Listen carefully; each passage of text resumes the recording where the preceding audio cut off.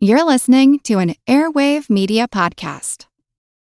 It's the Paradise Podcast. I am your host, Ryan Michelle Bethay, with my husband, Sterling. What's up? Join us here on Hulu and Hulu on Disney Plus, where we'll discuss each episode with the cast and crew of Paradise. I'll be getting all the secrets from Dan Fogelman, James Marsden, Shailene Woodley, Julianne Nicholson, and Sterling Kelby-Brown. Woo! Paradise, the official podcast, is now streaming. And stream Paradise on Hulu and Hulu on Disney Plus. Hi, I'm Cassidy. And I'm April, and together we are fashion historians, friends, and co-hosts of Dress, the History of Fashion, a podcast about why the clothes we wear matter throughout history and around the world. From the cultural and societal to the personal and often political, with each episode we explore the multitude of meanings quite literally sewn into the clothes we wear. Please join us in unraveling the hidden histories residing in your closet. New episodes are available on Wednesdays, and our Dressed Classic episodes re-air each Friday on Apple Podcasts, Spotify, or wherever else you listen to your favorite shows. This episode is brought to you by our Patreon members. Thank you so much. Join our Patreon for extra episodes, interviews, extra content, and to help support the podcast and help us continue to do the work we do. Go to patreon.com/ancienthistoryfangirl to learn more. Or something humans have not yet seemed to be able to shake.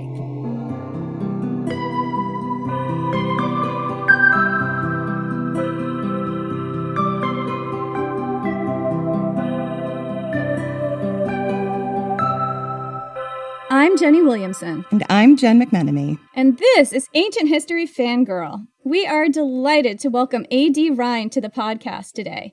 A.D. Rhine is the pen name of the authors Ashlee Cowles and Danielle Stinsen. A.D. Rhine have been friends and creative partners for over 25 years, and their novels Horses of Fire and Daughters of Bronze follow the Trojan War saga. Welcome!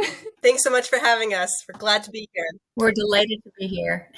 Can you tell us why you were drawn to the story of the mythical, maybe pseudo-historical Trojan War and the women impacted in the conflict? And I say that because I saw one of your sources is Barry Strauss's The Trojan War, so I'm excited because that's one of my favorite books. I have that book. I have it right here on hand. His Spartacus book is really good too. Yeah, I think a lot of our discussions on how we were going to tackle our approach to this story started after we both read that book. So a lot of really interesting insights. And, as I'm sure you guys and your podcast listeners know, there have been some, really great mythological retellings featuring the Trojan War. So some might be wondering, why do we need another one? And really, we never actually set out to write a straight mythological retelling of Homer's Iliad, even though we both love it. And, despite the many wonderful takes we've read, so, Madeline Miller, Pat Barker, Natalie Haynes, many others, we still felt like there was a version of this story that we had never encountered. And it was a gap we really wanted to fill. And that was looking at the story of Troy through the lens of history and really trying to retell it as a sweeping, maybe a slightly more realistic novel of historical fiction, maybe more in line with the kind of story readers of something like the Outlander saga might want to pick up, rather than simply looking at it as a myth. And we also really wanted to tell it from the side of the vanquished instead of the victors. So the Trojan side of the story. And that would allow us to kind of explore the ancient cultures of Anatolia. And, because the original story is told from the Greek side, and the Trojans are more or less portrayed as having an almost nearly identical culture as their Greek counterparts. And, probably a culture more similar to Homer's day than even the time a conflict that the Trojan War might have been based on could have taken place. We thought that was a perspective that readers hadn't encountered yet. And we really wanted to, even though the ancient Anatolians, the Luwians and Hittites and all these other cultures are still veiled in mystery to some extent, there have been, more archaeology coming out of Anatolia, out of modern day Turkey. And we just thought it would be really interesting to see that perspective. So, the women kind of, that was almost secondary. We wanted to tell, there were so many compelling characters from the original story on the Trojan side that it ended up just working, that it made sense to tell it from the women's perspectives. But, I think we really approach this asking ourselves two questions. If the Trojan War was something that really happened, or the myth is based loosely on some conflict that actually happened, what would it have looked like if you remove, the meddling of the gods and goddesses and really try to focus on human agency and the choices that the characters we know and love that they have to make? And then also, how could we do this deep dive into bringing the city and people of Troy to life and make it feel like a city that could have really existed? And then, incorporating the perspectives of the women was kind of the icing on the cake. After we looked at those two gaps we wanted to fill. I'm so interested in what you learned about Bronze Age cities in Anatolia. Tell me more. We went down the rabbit hole. I know you all are very familiar with it. I feel like in a past, if I could come back and do this all again, I would study archaeology. So in our creation of our own Troy, what we were focused on is not only portraying the city the way that it is depicted in the Iliad in particular, but also we based our maps and a lot of our drawings. We had some very talented friends work with us to create the maps that you see in the books, but we based those on the most recent archaeological schematics that we have from the site of Hissarlik, which is what most people now believe to have been ancient Troy. And so we took some liberties, but we wanted all the main landmarks in Homer and that exist on the ground to be identifiable.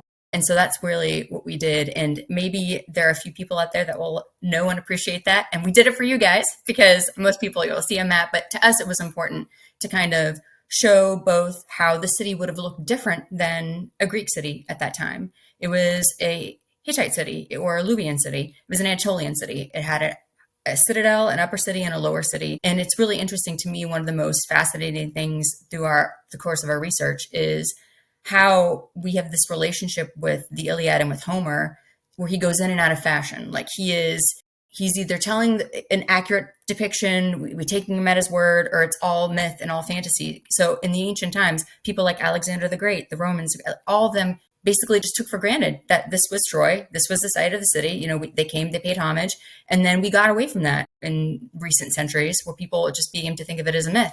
And it wasn't until Heinrich Schliemann, really Frank Helvert, because Schliemann gets a lot of the credit, but he wasn't the one that really found it. But they went and they found the city, and we were able to see throughout time how, as we dig deeper and deeper, the site that is there actually matches the description in Homer. Because at first they were like, oh, it's just this little dinky city. It's nothing like the Troy. It's because they only found part of it. So it's really cool to see all the studies that have been done, how the coastline changing, all these things make it fit more and more with the city that Homer depicted, which we thought was really cool.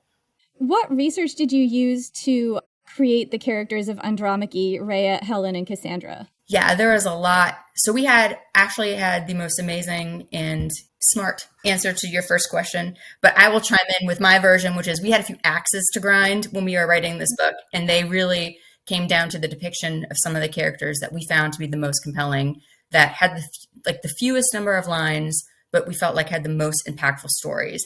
And Andromache was one of those. She is Hector's wife, and in the Iliad, it says that he respects and seeks out her counsel on all matters.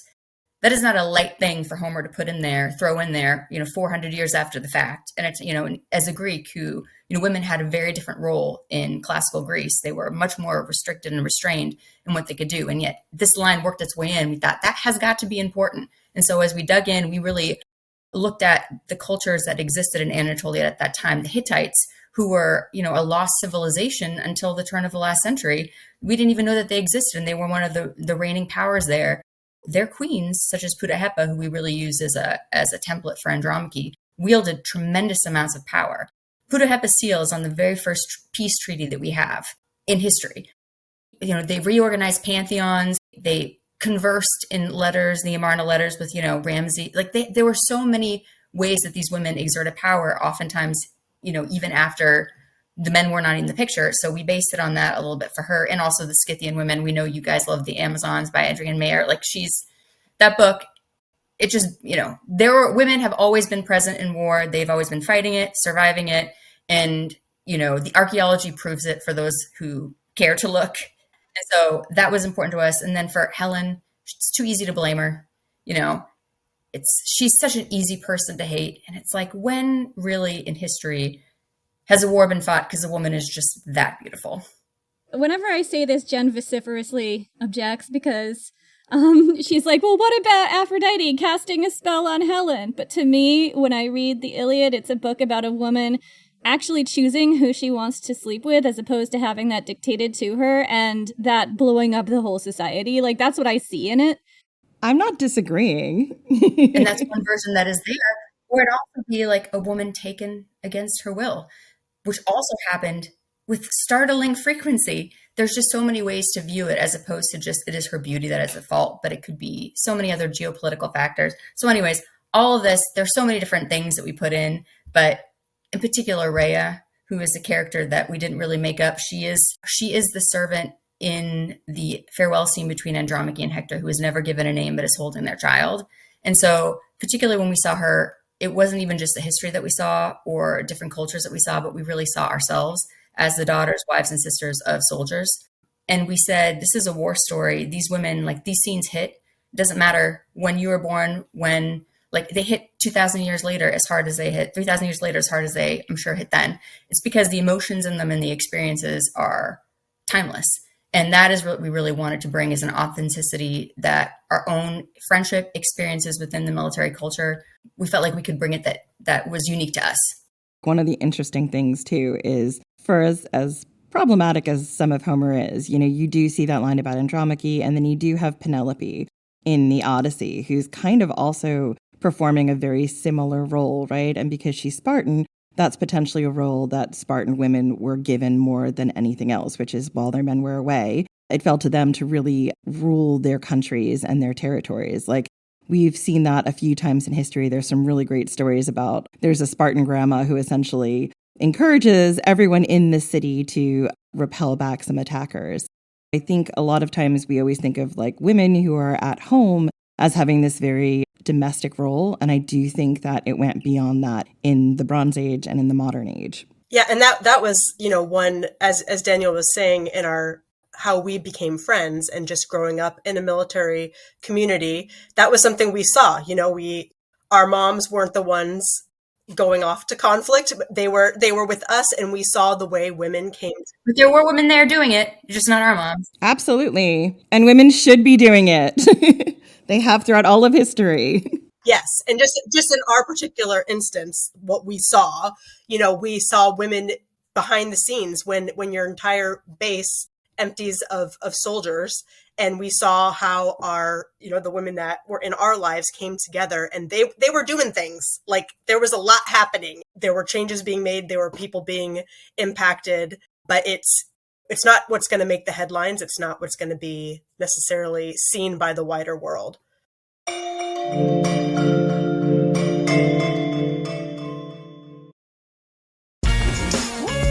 Refreshing wild cherry cola meets smooth cream.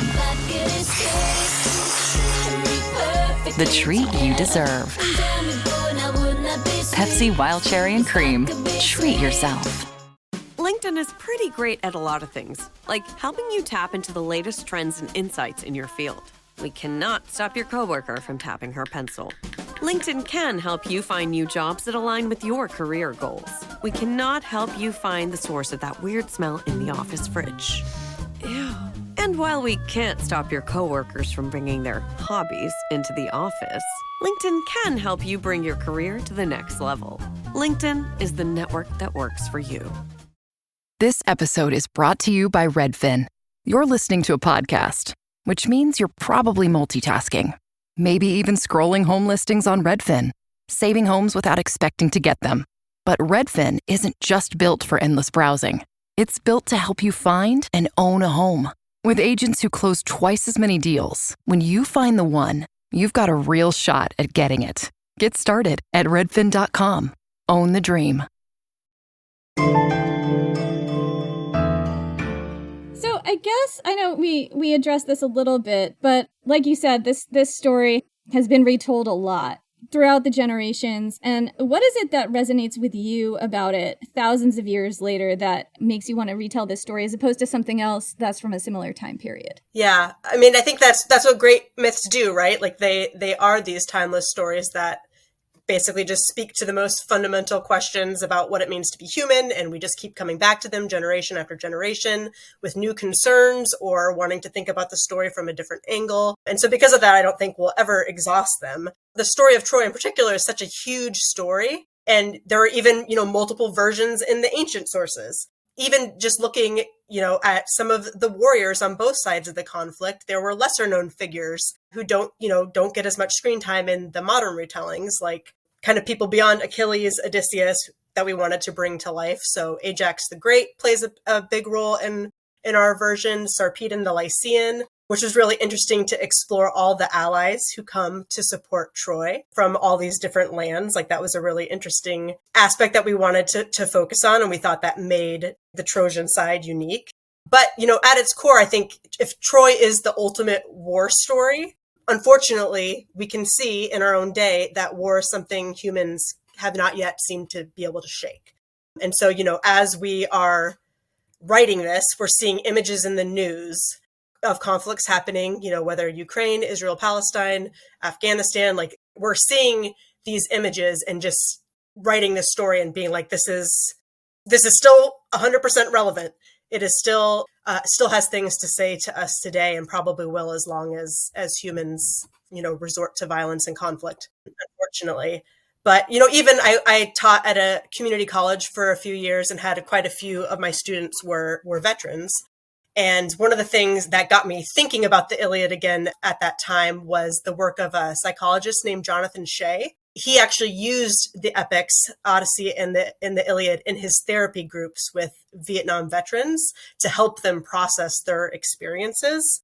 And so I just thought that was another example of how these stories are still relevant, and we can find new ways to think about them, new perspectives to consider. And, if the Iliad is kind of the warrior story, the Odyssey, the veteran story, and then obviously there's a million other smaller stories within that make it up as well. So I think, it's something we're going to continue going back to over and over again. I just want to add one thing to that, because again, that was like the perfect answer. And the thing that the core part of the fire that we had when we wanted to tell our version is because there are women obviously that are going out there writing amazing war stories, but it's too much in our heads that women cannot narrate a war story with female leads because that is a man's domain. And if you write a story about war, it has to be domestic. It has to be, and it's like, no, we just really we were dedicated, and we wanted to show that a war story that would resonate not just with women, but with men as well, could be written and narrated by women. And that was some of the most gratifying and sort of humbling things comments that we have received have been from people that see themselves in the story and recognize their own experiences. I just want to add to that book, the Jonathan Shea book, Achilles in Vietnam. I use that book as a major source for an episode on berserkers. And it was really instrumental to me in diving into how PTSD might have been looked at and how it might have manifested in ancient cultures and ancient wars, and how the berserker experience in particular might have had real ties to PTSD. So it is such a great book with so many really interesting applications to how we look at the culture of war in the Bronze Age and also how that applies to people today. And I used it for our Gender Rebels in the Achilles and Patroclus series. We're in good company. We know that book. We love that book. Awesome. Yeah, I wish it was wider known. So I'm glad that you both have experiences with it. That's wonderful. Yeah, it's really fascinating. And I mean, obviously also heartbreaking, but it really led me to some insights that helped me write things in my own book, Enemy of My Dreams, because that's also a lot of it a war story. What sources did you use to create, your mythical city of Troy? Yeah, and what did that city look like? How would you describe it, and how is it different from a Greek city? I'm so interested in these archaeological details. Yeah, so it was like I said, we had one of our dear friends is an artist. She helped make the map that's in the front of the books. So, a more Anatolian city would have an upper city, like a citadel, and then it would have a lower city.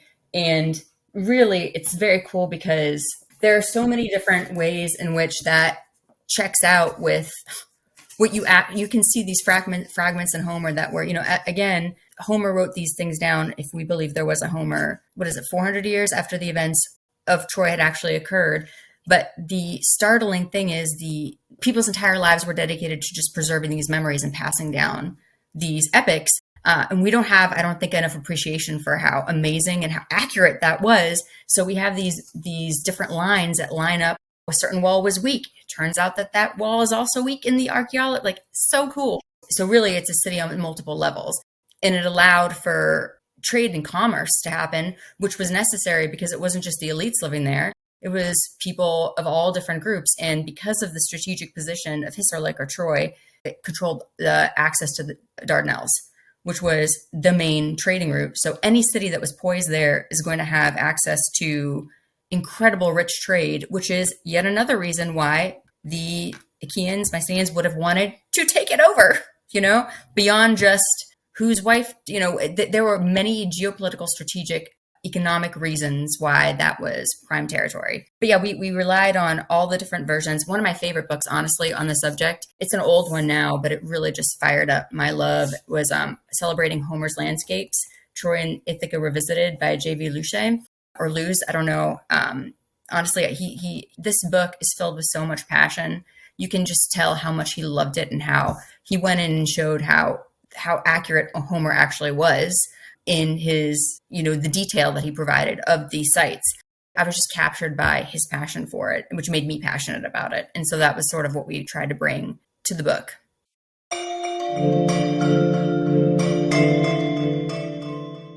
This is Jenny. And Jen. From Ancient History Fangirl. Here to tell you about Jenny's scorching, swoon-worthy enemy of my dreams. In which the fearsome Visigothic general Alaric teams up with a boozy Roman princess to take on the Roman Empire. Best-selling author Jennifer Saint says, quote, while Alaric is rendered as a smoldering, irresistible, tortured hunk of a man who I'd happily read an entire book about, Julia is the most joyous protagonist, a Roman princess with a penchant for drinking, napping, and war strategy, who goes on a wild ride and carries the reader with her all of the way. Enemy of my dreams, wherever books are sold. Hello everyone, my name is Wesley Livesey from the History of the Second World War podcast. My podcast is a mostly chronological retelling of the Second World War, and I hope you will join me on a journey through the most cataclysmic conflict in human history, as we try to answer the questions of not just what and where, but how and why. Join me on a journey not just through the famous campaigns, battles, and events, but also on a trip around the globe as we broaden the scope of Second World War history beyond the well-known battlefields of Europe and the Pacific. During weekly episodes, I seek to provide new insight for longtime students of the war, while also being a great jumping-on point for anyone seeking a deeper understanding of the Second World War. This podcast has made it to the invasion of Poland in 1939, and start listening now to find out how the world would find itself embroiled in its second worldwide conflict in just 20 years. You can find History of the Second World War on all major podcast platforms or at historyofthesecondworldwar.com.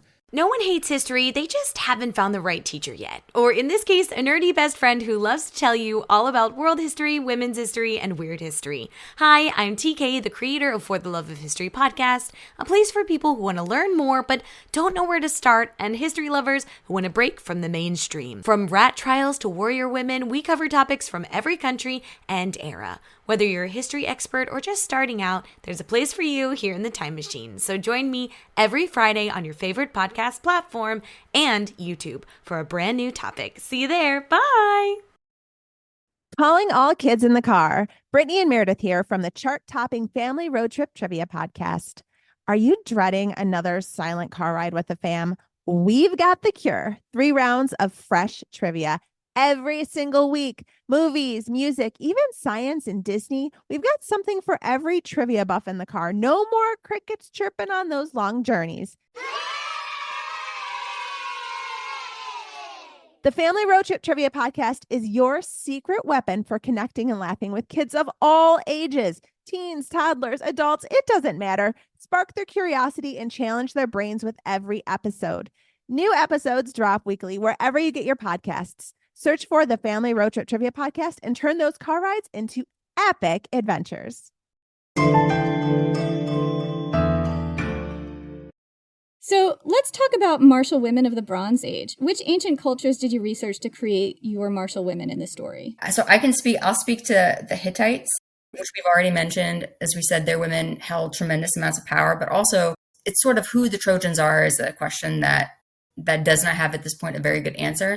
But we decided to take a stand on it and to go with what we thought was the most likely, which would be that they were Luwians, which were a culture, again, another culture that is all but erased and it doesn't receive any recognition because we've only recently rediscovered it. And also a lot of the archaeology currently being performed it's not being published in English. So finding some of these things and sorting through them was really difficult. You had to find some very obscure books and chapters within those books to kind of like get, but some of the writings that we have, the priestesses, the healers, they were women.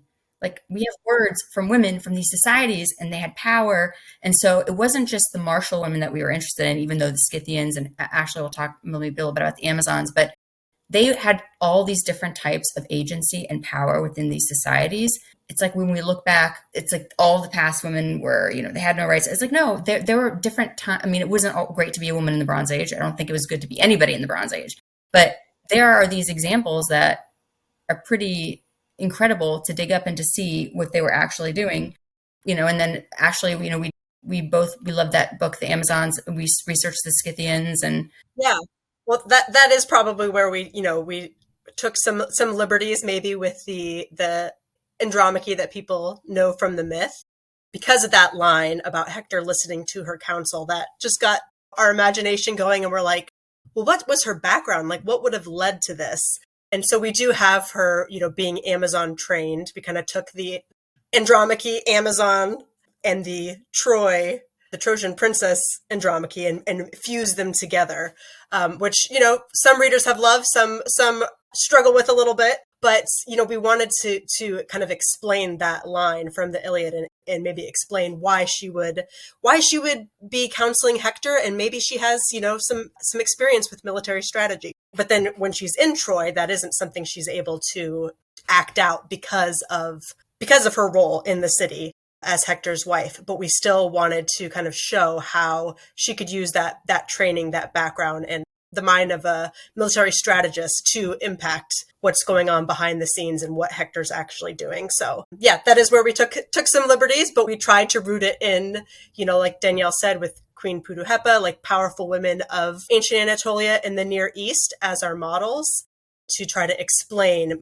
why she would make the choices she made and why she would have that kind of agency. There's plenty of potential stuff to back this up in history, like the Artemisias, for example, of Caria. These are both very famous female generals that we covered on our podcast. Like, women were strategic, they were generals in the Scythian tradition. I'm sure you saw this in the Adrienne Meyer book, the Amazons book, because I think that's where I got it from. But the stuff about how horses, the bow, and the weighted axe, like the weighted hatchet that they carried, were kind of an equalizer because they both gave women the ability to compete on an even playing field with men, in a way. Like the way that hatchet was weighted gave women more upper body strength. And of course, like the recurve bow made women formidable warriors on a horse or on the ground, and it didn't matter what your gender was or even, what your upper body strength was, as long as you could string that bow. And of course, that shows up in the mythology, too, with all these Greek legends that occur about a bow that is really difficult to string. That's like Scythian recurve bow stuff. And it's so fascinating to read about that. I love seeing fiction that incorporates more martial women in a way that is feels historically real, because they existed. Yeah, because you always get that accusation of being revisionist anytime you go into history and you give a woman any agency. And it's like, come on. I just think to myself, now that we've seen all these things with, the Viking grave. Was it the Great Viking Army? Yeah, so all these different classic warrior graves that they have cited that they're realizing now with genetic testing are actually women. It's like, you just found a grave, you found some weapons in it, you're like, that's a dude. Looking back now, they're just discovering, that is not the case, and I think it is pretty amazing. That we're starting to really look at it and see the evidence everywhere. Yeah, and I think, you have the Thracians where there is evidence that women also had some type of martial role. We don't know a lot about them because, again, a lot of the research about them is not translated into English, or it's sort of fragmentary. The idea of also paying attention to the roles of priestesses is super important. Like when we covered Spartacus, Spartacus's maybe lover, unnamed, was a priestess of potentially Dionysus. Women who were priestesses had a lot of power. We just did, I think, a 3 or 4 part arc on the Temple of Artemis at Ephesus. And the, priestesses of Artemis had so much power in shaping the society, in accepting refugees, in dealing with geopolitical conflicts. So I think like a lot of times we think of, priestesses as like oracles or not having a lot of agency. And actually that isn't true or accurate to the role that they had in the ancient world. Not that the oracles didn't also have a lot of agency, because they did. It's just the way in which they've been characterized a lot of time, more in popular film. It's so true now that there's such a current of like the only people who can be in the military are straight men. That is revisionist history, the idea that that's the only people that can be in the military. That is just not how it's always been. Would you like to introduce them to the Sacred Band of Thieves? I was going to say, I don't think it's ever really been that. So it's like we are creating our own just idea of what this is. And I mean, that's just saying that even like if you look, just widening the lens to, ancient Asian cultures or Western Africa in particular, all these, like there are almost more examples against than there are for. So many of these ideas that we're told are the way that it is. And I think people get really hung up on these like defined gender roles that were written down by men and read by men who had the privilege of being able to read and write. And they forget a lot of times that in the ancient world, just like in the modern world, it was about survival. Like when we covered people like Atalanta in mythology, it's like, well, if you could hunt better with a bow than your brother was going to bake the bread and you were going to go out hunting. Because in the end, you had to eat. So it really didn't matter. So I think that a lot of times we put this spin on it of really highly defined gender roles. And that might be true in some cities. But I think particularly when you move beyond the cities and even into militaries and other cultures, it was about who had the might and who had the power. That transcended gender in a lot of cases. We had a lot of martial women in Women of Myth, the book that we wrote, that were from all kinds of different cultures on all different levels, like from generals and revolutionaries down to like, the common soldier. Totally. And you can cut me out later if this is too long, but you've taken me in this place now. I can't stop.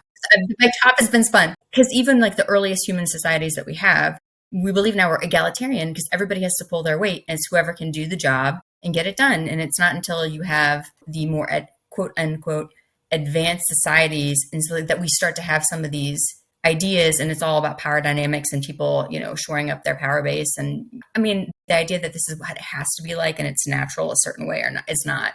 All evidence to the contrary. Yeah, I'm doing a giant arc on the Goths right now and the migration era, and the Huns are such a huge part of that story. Like the Huns were a huge part of Visigothic and Ostrogothic culture it was basically like melded with the Huns, Goths and Huns together in different ways, and the dynamic is so fascinating and why that is. But one of the interesting things that we have is that contemporary sources who fought the Huns would sometimes look at the bodies afterwards and find that like a good number of them were women. And like they were feared. They were some of the most feared people in the ancient world in that time period. And there were allegedly, according to people who fought them at the time, there were women among them. And that makes total sense because the Huns are a continuation of that Scythian warrior tradition of horse archers. And they were terrifying, like you said. Last group of people I would want rushing at me in that situation. It doesn't get more martial than that.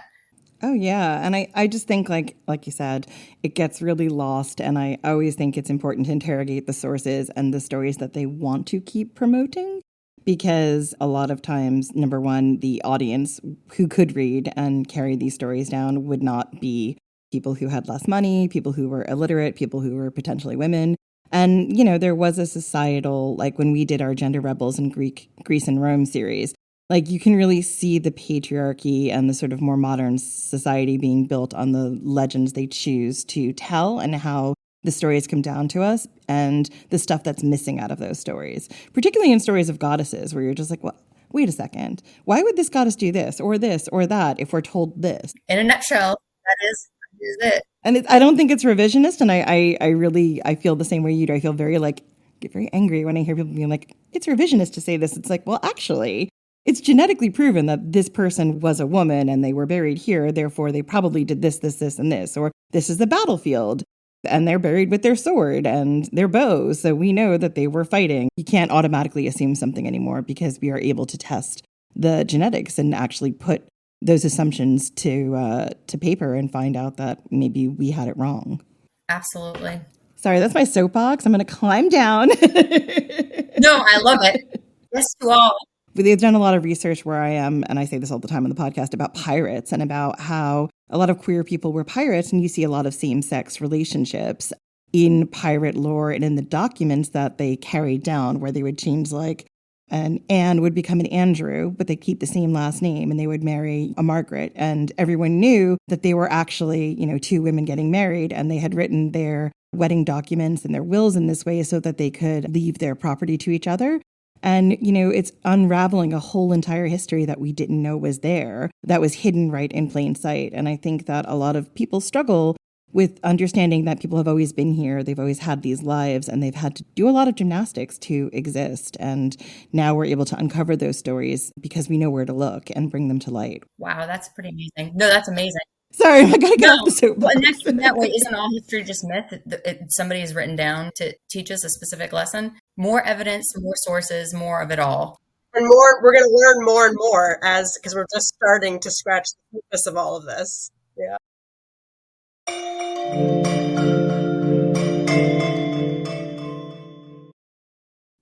Hello everyone, Takuya here. And I'm Gabby.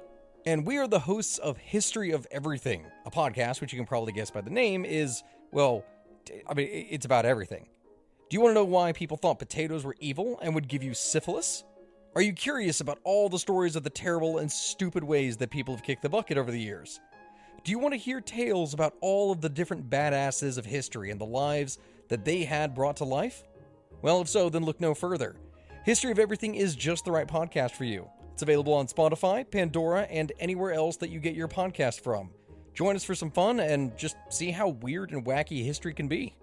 Throughout history, royals across the world were notorious for incest. They married their own relatives in order to consolidate power and keep their blood blue. But they were oblivious to the havoc all this inbreeding was having on the health of their offspring. From Egyptian pharaohs marrying their own sisters to the Habsburgs' notoriously oversized lower jaws. I explore the most shocking incestuous relationships and tragically inbred individuals in royal history. And that's just episode 1. On the History Tea Time podcast, I profile remarkable queens and LGBTQ+ royals, explore royal family trees, and delve into women's medical history and other fascinating topics. I'm Lindsay Holiday, and I'm spilling the tea on history. Join me every Tuesday for new episodes of the History Tea Time podcast, wherever fine podcasts are enjoyed.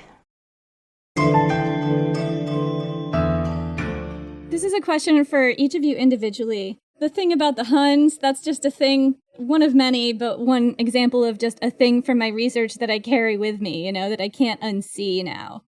For both of you, this answer might be different for each of you. What did you learn about the ancient Bronze Age while writing this book that you carry with you that really challenged something that you believed before that is against the typical story? I'm not sure. I don't know if this challenged the typical story, but more, I think, brought a new perspective, a new way of thinking about it. We definitely went down the rabbit hole of the Bronze Age collapse and, really became interested in that mysterious moment in history that still puzzles scholars. So, this idea that there was this sudden and widespread decline in all of these very interconnected civilizations in the Eastern Mediterranean and the Near East, in the 12th century BCE, and just like a downfall of major powers like Mycenaean Greece and the Hittite Empire and Egypt. So I guess we were struck by the parallels, some of them very scary, but just this is such a distant time, but it still felt like there were so many things that felt so close to today, the interconnectedness of these different cultures, through trade and communication. And the historians still debate, why did this collapse happen? The theories ranging from climate change, droughts, earthquakes, possible invasions by this enigmatic group called the Sea Peoples. What's that about? Internal rebellions, all these different volcanoes. The big smoking gun, right, is the volcano. Sorry, that's my nerd thing is volcano. We did a whole arc on volcanic eruptions and other natural disasters in the ancient world. We're on a soapbox on that one. That's great. I just read the eruptions that shaped the world. There's a lot to unpack there. Yeah, especially because in the ancient world, people just didn't know that something on the other side of the world could create this volcanic winter in some cases where like their entire climate was different. And how do you deal with it? Like when we did, I think it was one of our Yule or solstice episodes, like I was talking about how like at Stonehenge, they found all of these like pigs that had been sacrificed during like a solstice. And, there was a real fear that maybe the sun wouldn't come back. And if you think about it, like now we know, oh yeah, if you have a volcanic winter or this kind of like climate change, it will eventually come back, but it could be years. Like what would it look like if a volcano went off in Mexico and you lived in England and all of a sudden your climate is now 10 degrees colder and there is a corona around the sun that's keeping the warmth away? And I think that apocalyptic element is what changed how I saw this very old story and made me see it in a different light, because we asked ourselves, why did the story of the Trojan War have such a monumental impact on not just ancient cultures, but right through Western civilization? And why was this the story that was remembered and passed down orally over so many generations?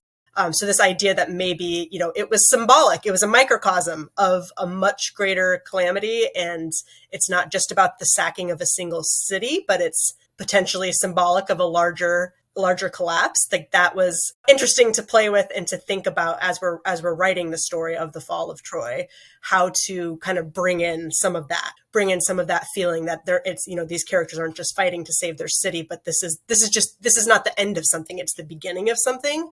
That's definitely stuck with me and kind of one of those nerdy historical things that I will talk about at every opportunity.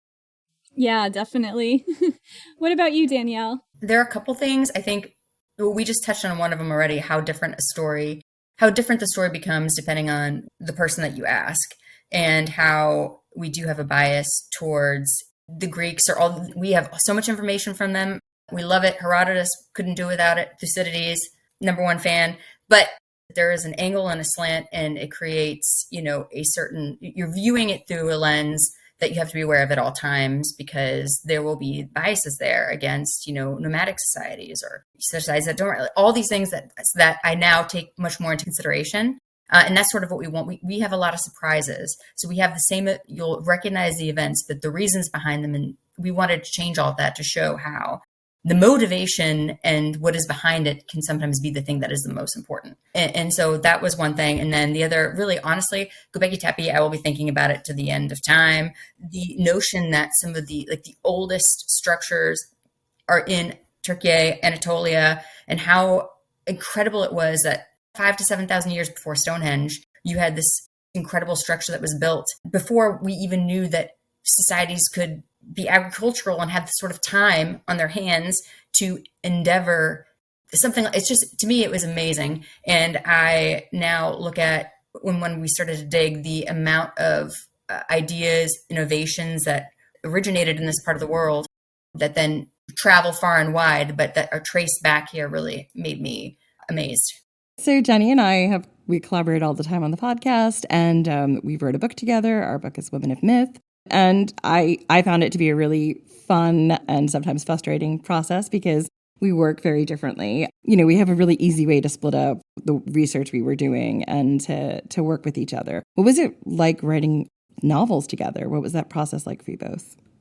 Yeah, well, we always say we couldn't have done it with anyone else and still have been friends by the end. But, we've known each other for over 25 years now. And first and foremost, we have to say, we know each other really well. We've been reading each other's writing since we were passing notes in the 10th grade. So I think that there is an element of that connection and bond that we already have that made this process maybe smoother than it could have been.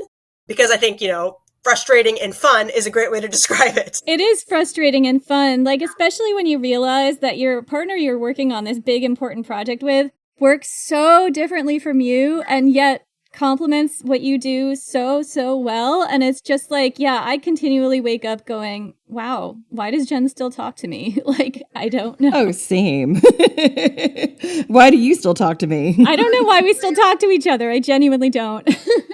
Especially when you have so much in common and you think like, oh, we're going to go into this. We approach this similarly. We have these same passions. And then you realize, no, we actually work very, very differently. That is something we learned as well. Like after doing these two books together, we realized like how opposite we approach a novel, like how to write a novel. We do approach it in very different ways. And we were able to kind of bring out each other's strengths and build on each other's weaknesses. But we're actually in the middle of co-writing a new novel together right now. And it's been really interesting to see how much we learned about ourselves, like our own individual process as a writer, and then how we're approaching it slightly differently because we've learned so much from doing, the first two books together.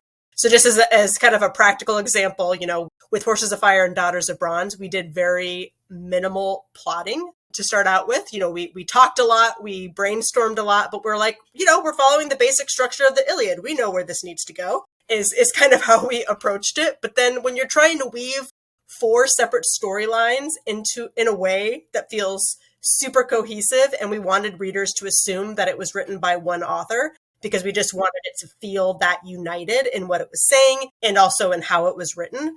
It gets a little bit more complicated than like, let's just follow the Iliad. So this time around, we got together in person. We did a huge plotting session for our new book so that we know in advance, not just like our individual character arcs, but how those will all work together to create like that central driving tension in a story. So I think, we've learned a ton about how we each work and how we're going to do this going forward. We had that with Women of Myth too. Like I even forgot which ones I wrote sometimes.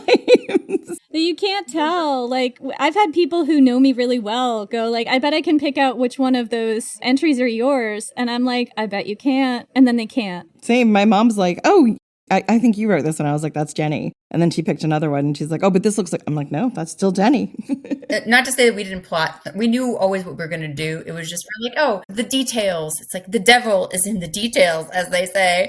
We had to do a lot more rewriting because of our more pantsing, I guess, as writers often say. Yes.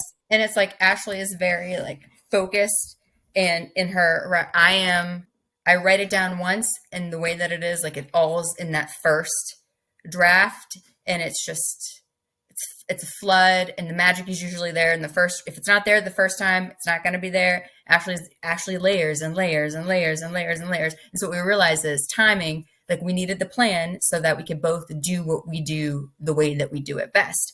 Because if I'm up in her chapters every 5 seconds and she's still breathing on them, like I'm annoying myself right now. I gotta go. So now we know exactly when we're ready. And I mean, honestly, it's interesting because the way we wrote this is probably some of it is, and we never even tell anybody who writes what part, because the truth is that for some things are very much Ashlee, some are very much me.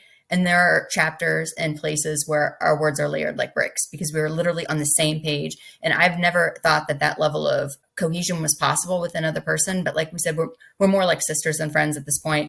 We've known each other forever. And there was nobody else that I could have done that with. But it's so painful and it's so hard to let go of that control as a writer.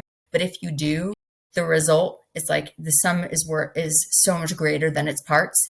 And we could not have reached some of the levels that we reached had we not just been so raw about it. And it was raw. Let me tell you, there are times when it is raw and you're just like all out there and everybody's crying and it's fine, but it all works out and it leads to something that is like, that I imagine musicians feel when they get together and jam. Like I don't have an ounce of musical talent. I wish I did, but it gave me that feeling of like, and so, yeah, it was the most rewarding thing ever. I'm not letting you stop now, Ashlee. I like to tell the story of we were reading like a late draft, and it was one of the chapters Danielle primarily wrote.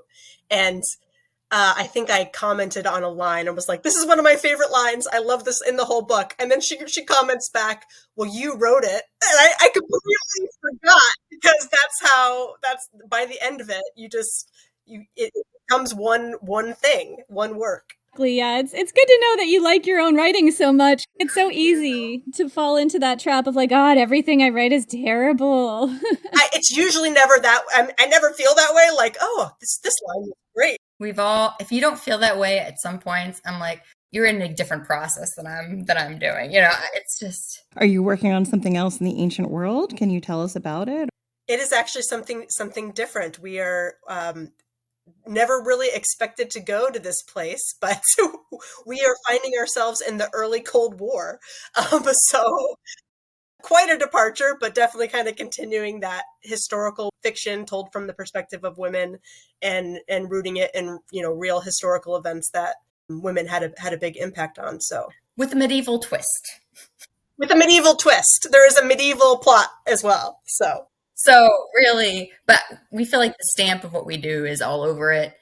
Different shelves, maybe different time periods, but it felt great.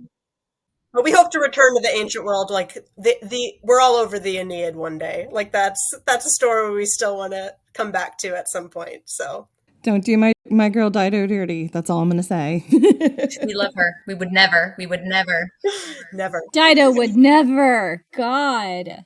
Where can people find out more about you on the internet? We are on Instagram, and then our adrhine.com is our website, and we have a book club there where we give away books once a month to readers who join, and a lot of them are ancient history or just historical fiction in general. So we love to connect with people that way and share free books. Thank you both so much for coming on the show. This has been so fantastic.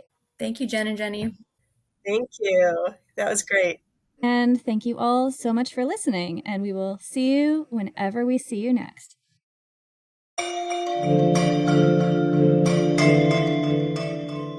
Hey everyone, it's Jenny and Jen here, and as a special extra treat, we are giving you a section of the audiobook version of my novel, Enemy of My Dreams. This is actually the opening chapter or prologue of Jenny's book, and it happened in the aftermath of the Battle of Frigidus in 394 AD, when the Romans put their Gothic auxiliaries in the front of the battle to take most of the casualties. Alaric was leading that band, and he lost about 10,000 men. In Jenny's version of the story, that's the inciting event that radicalizes him towards revolution. We hope you enjoy this extra snippet, and the book is now out in stores. It is so exciting, and the audiobook is also out, and it is narrated by the brilliant Lisa Flanagan, who does such a good job. I really love her narration. It is so good, and she really brings it to life.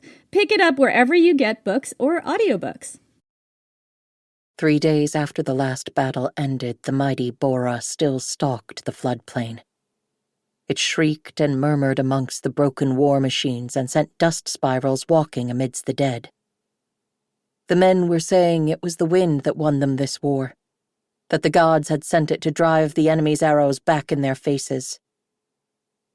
Alaric of the Goths set his back to the battlefield, the Bora snapping his cloak around his heels.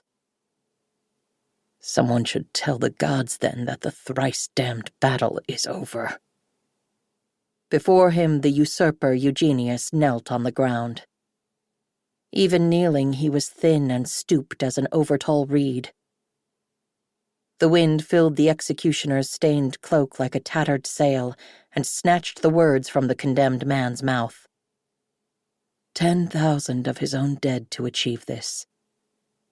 Half the Federati, and the Romans had barely scratched their breastplates. A heavy hand clapped down on Alaric's shoulder. Well done. The General Stilicho smiled, jovial as Saturnalia. Without you, we never would have taken that valley. You have covered yourself in glory these past days. Glory. Alaric felt a muscle in his jaw clench. There had been nothing glorious about what happened in that valley. He'd walked out covered only in blood. His men's as much as his enemies. The Emperor Theodosius stepped out of the crowd below, swollen with his own importance. He interrupted Eugenius's last words with a speech about the Christian God who'd brought them victory. Mercifully, the wind obscured most of it. The Emperor will want to see you, Stilicho said. He will want account of your dead, and if you play it right, there will be a reward. You mean the homeland he promised? Alaric could not keep the bitterness from his voice. For years, Theodosius had been promising land, always after the next great victory and the next.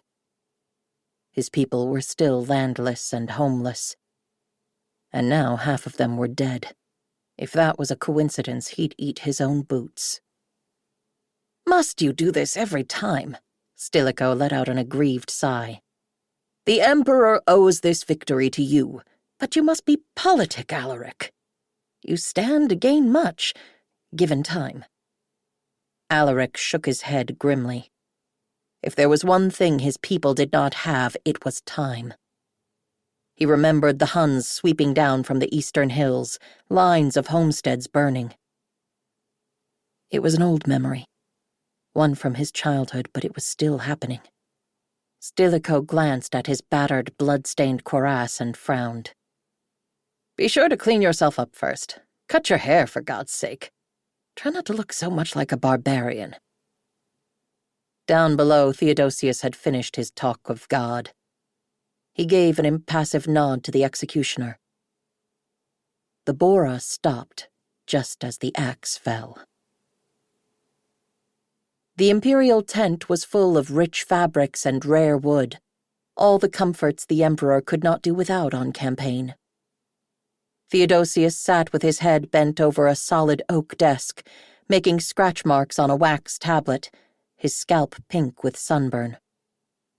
Alaric thought of the bent backs, the sweat and suffering that had brought the emperor's desk this far. At length, Theodosius spoke. Your report? By my reckon, we lost 10,000. The emperor's hand stilled. Tell me how you managed to lose half of the Federati. The scouts told us that the rim was clear. It wasn't. The archers picked us off like turtles in a bucket. And you lost 10,000 of my Gothic troops. Theodosius set his stylus down and regarded him coldly. Eyes narrowed like a merchant who suspected weevils in the grain. Stilicho says that without your valor we would all be meat for the crows. But I know that God won us this war. He was the one who sent the wind.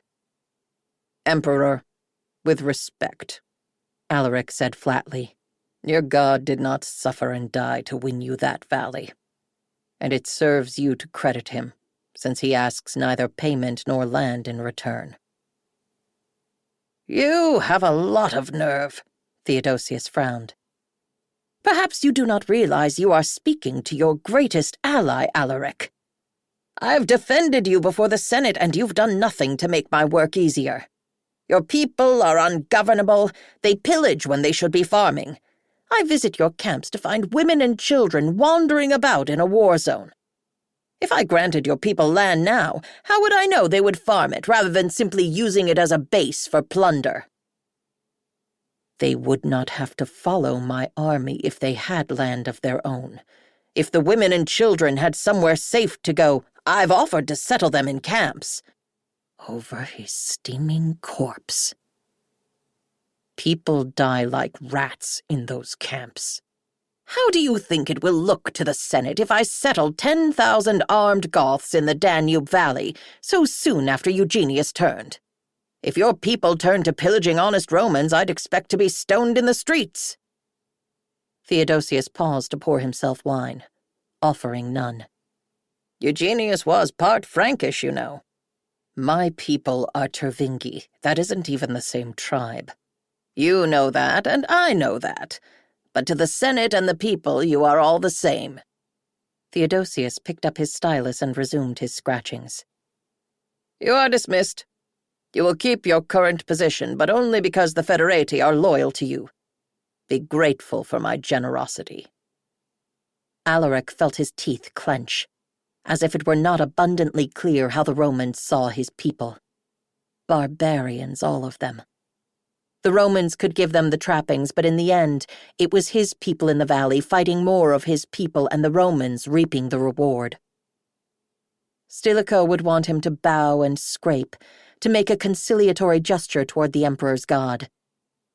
But he would fear no little man in a tent. Not after what he'd lived through. "How long do you think I can keep the Federati loyal, Emperor?" Alaric said quietly. "If they are not paid in full." Theodosius's eyes snapped up. "Is that a threat?" "When I make a threat, you will know it." For a moment, everything stilled. In the Emperor's face was the usual calm disdain. Something made Alaric glance at his upraised hand. It trembled. The Emperor feared him. Suddenly Alaric understood.